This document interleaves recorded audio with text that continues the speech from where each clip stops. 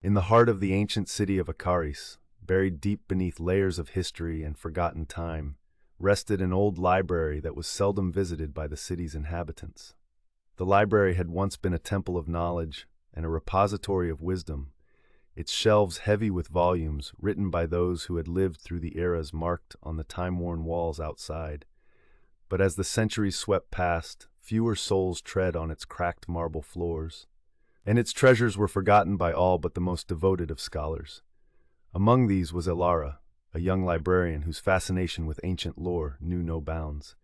She spent her days among cascading piles of books and manuscripts, dust motes dancing around her in the stale, sunlight-infused air like tiny entrance satellites caught in her orbit.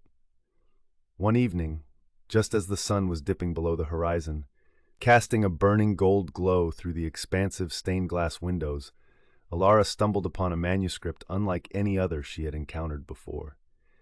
It was nondescript at first glance, a weathered leather binding and faded gold lettering that spelled out tales of yore. But there was an allure in the air, a strange tingling sensation that gripped Elara as she traced her fingers over the words that seemed to pulse under her touch. The manuscript told a tale of a hidden city and a magnificent treasure that could guide the fate of mankind, but was protected by ethereal forces. Each word Elara read drew her deeper into the mystery, and as the days turned to nights and nights back to days, she could talk of nothing else. Her obsession did not go unnoticed. Whispered concerns among the library's usual visitors turned into worried counsels. They feared for her sanity, whispering that she had succumbed to the madness of knowledge, an affliction rumored to have consumed many of the greatest scholars. Undeterred, Elara's resolve only grew stronger. She was certain that the treasure wasn't merely a myth but real, tangible, and immensely powerful.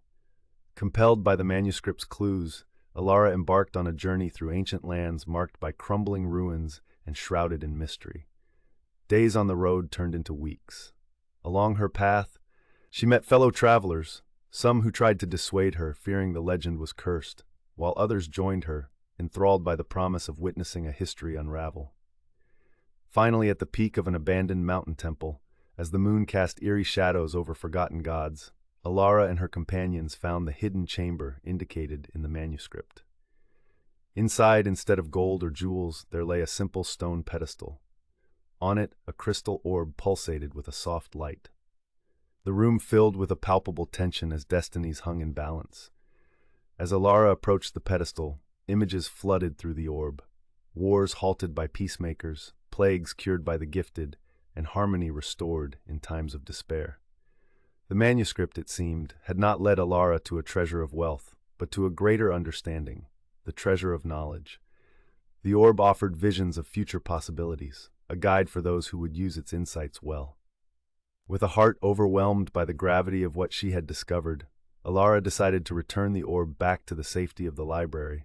It was a gift too potent for any one individual's possession. Back in Acaris, her findings were met with respect and awe. The library once again became a place of pilgrimage, not just for the seekers of old tales, but for those hunting truths about existence and future. Elara, her journey complete, continued her guardianship over the myriad secrets within the library walls, teaching others like her that the true treasure was not gold nor gems, but the knowledge that could potentially change the world.